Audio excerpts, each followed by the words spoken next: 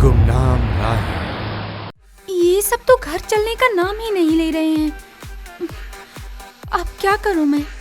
इतने में ही एक लड़की अनामिका उसके पास आती है और उसे खींचकर डांस करने के लिए ले जाती है। सोफिया भी घर की चिंता छोड़कर अपने दोस्तों के साथ क्लब के शोर में गुम हो गई और पार्टी यूं ही चलती रही। सोफिया, कहाँ थी तुम पूरी रात?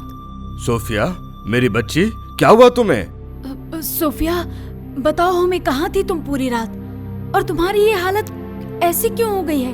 हाँ, क्या हुआ सोफिया, बताओ। मुझे कुछ भी याद नहीं आ रहा। सोफिया की हालत देखकर सोफिया के पापा आकाश ने जरा सी भी देरी नहीं की और उसे डॉक्टर के पास लेकर गए। सोफिया के पेरेंट्स आप ही हैं? हाँ। आपको सर ने अंदर बुलाया है। क्या हुआ डॉक्टर? देखिए, मैंने सोफिया का फुल बॉडी चेकअप किया है और उसके शरीर पर जिस तरह से निशान हैं, उसे देखकर तो यही लगता है कि उसका रेप किया गया है। क्या? हाँ, उसे कुछ भी याद नहीं है क्योंकि उसे नशे की दवाई पिलाकर ही उसके साथ ये सब कुछ किया गया है। डॉक्टर से सोफिया के रेप के बारे में जानकर आकाश और मीना उसे घर ले आए। उनके मन में उनकी बच्ची के साथ जिसने भी ये हैवानियत की, उसे सजा दिलाने की बात दौड़ रही थी। जिसने भी मेरी बेटी के साथ ये सब किया है, मैं उसे सजा दिला कर रहूंगा। लेकिन कैसे? और आकाश मीना को बिना कोई जवाब दिए सीधा पुलिस स्टेशन चला गया। उसने अपनी बेटी के साथ हुए दुष्कर्म की रिपोर्ट लिखवा दी। सर, जो भी आपकी बेटी के साथ हुआ, हमें उसका बहुत दुख है, लेकिन हमें उससे कुछ पूछताछ करनी होगी, तो आप उसे यहाँ ले आइए। ठीक है। आकाश सोफिया को ले आया और उससे पूछताछ के बाद पुलिस को पता चला कि वो उस रात कहां और किसके साथ गई थी। उन सभी को पुलिस स्टेशन बुलाया गया। यही दोनों लड़कियां सोफिया के साथ पार्टी में गई थी साहब जी। इन्हें अंदर ले जाओ और उस रात के बारे में सारी पूछताछ करो। तो तुम्हारा नाम पारुल है? जी हाँ। बताओ, उस रात क्या हुआ था? मैम, मुझे कुछ भी सही से याद नहीं है। मैं तो उस रात पार्टी से जल्दी चली गई थी। फिर उसके बाद वहाँ क्या हुआ, मुझे कुछ भी याद नहीं है। ठीक है, तुम जा सकती हो। सोफिया के साथ उस रात क्या हुआ था, बताओ। मैम, मुझे कुछ भी नहीं मालूम। मैं उस रात पार्टी में ही थी और सोफिया अचानक से ही गायब हो गई। तो तुमने जानने की कोशिश ही नहीं की कि तुम्हारी फ्रेंड कहाँ है? मैंने कुछ लोगों से इस बारे में पूछा था, लेकिन मुझे कुछ पता ही नहीं चला। फिर मुझे लगा कि वो शायद घर चली गई होगी, इसीलिए मैं फिर अपने दोस्तों के साथ डांस में बिजी हो गई थी। ठीक है, तुम जा सकती हो। सर, मैंने दोनों से पूछताछ की और मुझे यकीन है कि दोनों लड़कियों में से कोई तो झूठ बोल रही है। इन दोनों लड़कियों पर नजर रखो। तुम अपनी टीम के साथ जल्दी से उस क्लब में जाओ और वहां पूछताछ करो। और हाँ, सीसीटीवी फुटेज भी जरूर चेक करना। इंस्पेक्टर के कहते ही हवलदार क्लब पहुंच गया और वहां के मैनेजर और वेट्रेस से बात करनी शुरू की और अंत में सीसीटीवी फुटेज चेक करने के बाद वापस पुलिस स्टेशन लौट आया। सर, ये देखिए, इसने कहा था कि सोफिया इसके साथ नहीं थी और पार्किंग की सीसीटीवी में ये सोफिया को एक कार में बैठा रही है और सोफिया को देखने पर ऐसा मालूम पड़ रहा है कि वो नशे में थी। इसे जल्दी यहाँ ले आओ।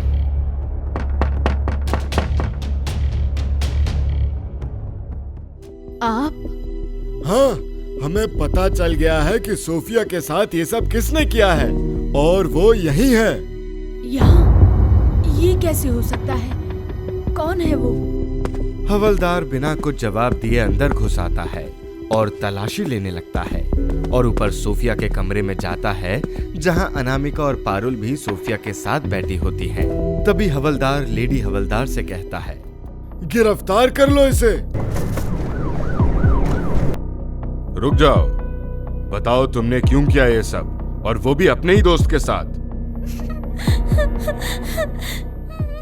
मैंने कुछ भी नहीं किया है। झूठ! हमने उस रात की सीसीटीवी फुटेज चेक की है और जिस वक्त तुम सोफिया को कार में डाल रही थी तुम्हारी तस्वीरें उसमें कैद हुई हैं। तो सच सच बताओ कि तुमने ये सब क्यों और कैसे किया। सोफिया मेरी बहुत अच्छी दोस्त थी, फिर भी मेरा बॉयफ्रेंड बनने पर उसने मेरे ही कैरेक्टर पर सवाल उठाने शुरू कर दिए और मुझे बहुत सी बातें भी सुनाई। इसीलिए मैंने अपने बॉयफ्रेंड शाहरुख के साथ मिलकर ये प्लान बनाया और क्लब में पहुंचकर सोफिया की ड्रिंक में मैंने ड्रग मिला दिया। फिर मैंने अनामिका से झूठ बोला कि मैं घर जा रही हूँ ताकि किसी को भी मुझ पर शक ना हो। उसके बाद एक वेटर की मदद से मैंने सोफिया को बाहर बुलवाया और उसे कार में बैठाकर उसी में उसका रेप करवाया और उसे सड़क पर फेंकवा दिया।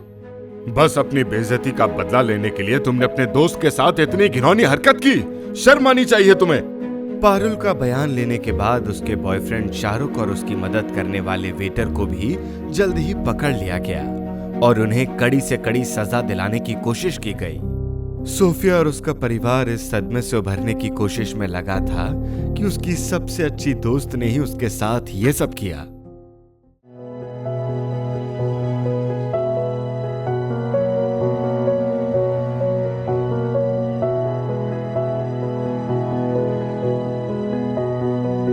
साहिल देहरादून से अपने बिजनेस का काम पूरा करके वापस अमृतसर अपनी माँ के पास लौट रहा था।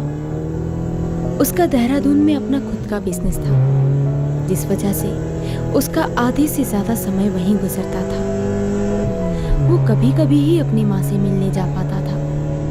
आधे रास्ते ही पहुंचे साहिल को उसके दोस्त राजेश का फोन आया। हाँ राजेश बोल। साहिल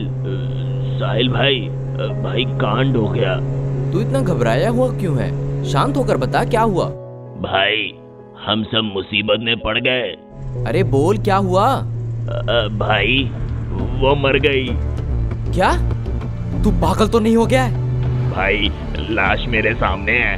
हम सब तो यहीं थे पर पता नहीं ये सब कैसे हो गया। अबे सालो एक काम बोला था करने को, वो भी नहीं हुआ तुमसे। क्या करे भाई, अब तू ही हमें बचा सकता है। तू फोन रख, मैं कुछ सोचता हूँ। पूरा फंस गया। राजेश के फोन के बाद साहिल ने साइड में अपनी गाड़ी रोकी और अपना सर पकड़कर किसी सोच में पड़ गया। वो काफी देर तक फोन की स्क्रीन को स्क्रॉल करता रहा और कुछ सोचते हुए साइड में अपना फोन रखकर गाड़ी को रिवर्स गियर में डाला। माँ को फोन करके बता देता हूँ कि वापस देहरादून जा रहा हूँ, अर्जेंट काम है। बात अब साफ थी, साहिल और उसके दोस्त किसी मुसीबत में फंस चुके थे। मगर वो बात थी क्या? साहिल ने बहुत ही स्पीड से गाड़ी चलाना शुरू किया। खामखा के ही पंगे हो गए, ना वो मिलती ना ये सारा कांड होता। जंगल की सहमी खामोशी के बीच बस गाड़ी की तेज आवाज सुनाई दे रही थी। साहिल के माथे से पसीने आने शुरू हो गए। उसका चेहरा लाल और उसकी हवाइयां उड़ी हुई थी कि तभी तेज गाड़ी से कुछ टकराया और साहिल की कार डिसबैलेंस हो गई। अफरा तफरी में साहिल ने अपनी गाड़ी में ब्रेक लगाया और गाड़ी जैसे तैसे दूर जाकर रुकी।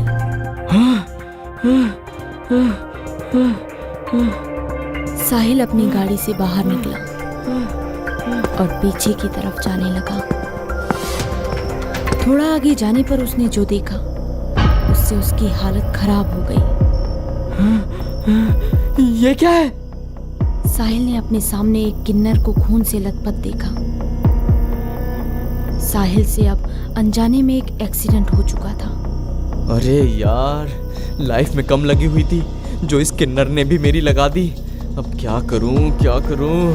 मेरा देहरादून जाना भी जरूरी है। इसको हॉस्पिटल ले जाने में मैं अपना समय बर्बाद नहीं कर सकता। हाँ। साहिल उस किन्नर को उसी बुरी हालत में छोड़कर वहां से चला गया। गाड़ी में बैठते ही साहिल के फोन पर एक टेक्स्ट आया जिसे साहिल देखने लगा। मगर टेक्स्ट को देखते ही साहिल के चेहरे की हवाइयां उड़ गई। साहिल को किसी ने अननोन नंबर से एक इमेज भेजी थी जिसमें उसके 4 दोस्तों की डेड बॉडीज पड़ी थी और उन्हीं में से एक राजेश भी था। हाँ? ये क्या है? ये किसने किया? हाँ? साहिल घबराकर राजेश को फोन मिलाने लगा कि तभी किसी ने फोन उठाया। हेलो मेरे राजा। आवाज सुनकर साहिल डर से कांपने लगा। कौन? हाँ साहिल, बोलो। ये मेरे दोस्त राजेश का फोन है, मुझे उससे बात करनी है। ओहो मोरे राजा, राजेश तो मर गया मुआ। साहिल को कुछ भी समझ नहीं आ रहा था और डरकर उसने फोन काट दिया। अरे यार, ये क्या हो रहा है? मेरे सारे दोस्तों की मौत हो गई और शोभा ने भी खुदकुशी कर ली। मुझे कुछ समझ नहीं आ रहा है यार। शोभा साहिल की गर्लफ्रेंड थी, जो कि सिर्फ शोभा को ही लगता था, मगर साहिल उसे कुछ और ही बनाना चाहता था। शोभा बेहद ही खूबसूरत लड़की थी, जो बहुत ही कम उम्र में विधवा हो गई थी। साहिल ने शोभा से शादी करने का वादा किया और उसके साथ शारीरिक संबंध बनाए, जिस वजह से शोभा प्रेग्नेंट हो गई। अब ये बात पता चलते ही साहिल को अपनी पोल खुलने का डर सताने लगा और उसने शोभा को जबरदस्ती किडनैप कर उसका अबॉर्शन करवा दिया।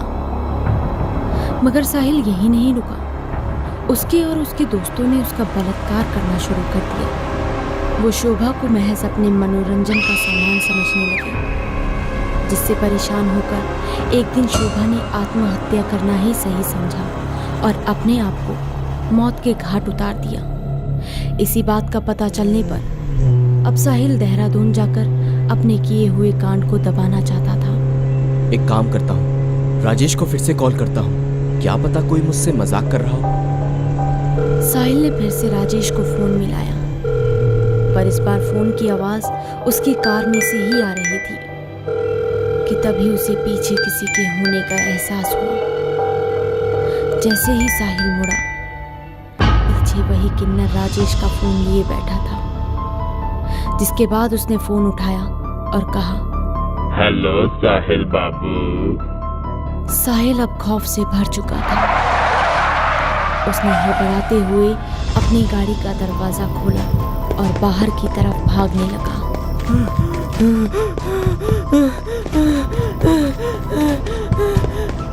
साहिल और तेजी से भागने लगा। जिस किन्नर को वो मरती हुई हालत में छोड़कर आया था, अब वो उसके सामने जिंदा था, मगर कैसे? यही सोचते सोचते साहिल उस सुनसान रोड पर बस भागते ही जा रहा था कि तभी उसके सामने वही किन्नर आ गया। क्या हुआ? डर लग गया मेरे राजा साहिल को? हाँ? कौन हो तुम और मेरा पीछा क्यों कर रही हो? हाँ? अभी तक तुमने मुझे पहचाना नहीं? ओहो बाबू साहिल, अपनी शोभा को तुमने नहीं पहचाना? शोभा? देखते ही देखते वो किन्नर दो शरीरों में बट गया, एक राजेश और दूसरा शोभा। राजेश, शोभा, ये क्या है? क्या हुआ साहिल? हाँ? तो मुझे पहचान ही लिया होगा ना? हाँ?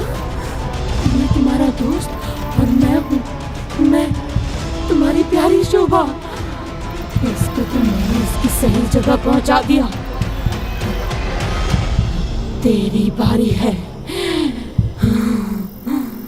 नहीं नहीं नहीं, शोभा मुझे माफ कर दो।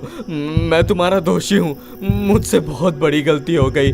जो तुम बोलोगी वो मैं करूँगा, पर प्लीज मुझे जाने दो। प्लीज मुझे छोड़ दो, प्लीज। मैं तुझे जाने दूँ?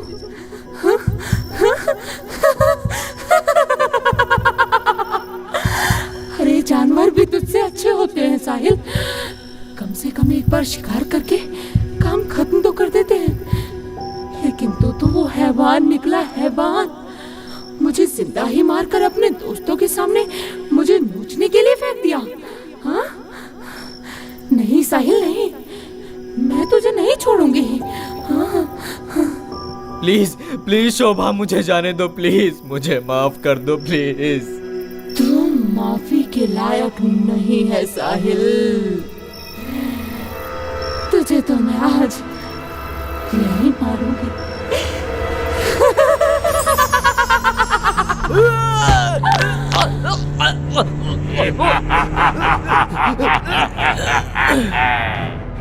अपने साथ हुए जुल्म का बदला शोभा ने साहिल को मार कर लिया। उसने साहिल को उसी की गाड़ी के नीचे लाकर रोंद दिया और उसी समय साहिल की तड़प तड़प कर मौत हो गई। शोभा से भूतिया किन्नर बनी इस आत्मा ने अपना बदला ले लिया और हमेशा हमेशा के लिए कहीं गुम हो गई।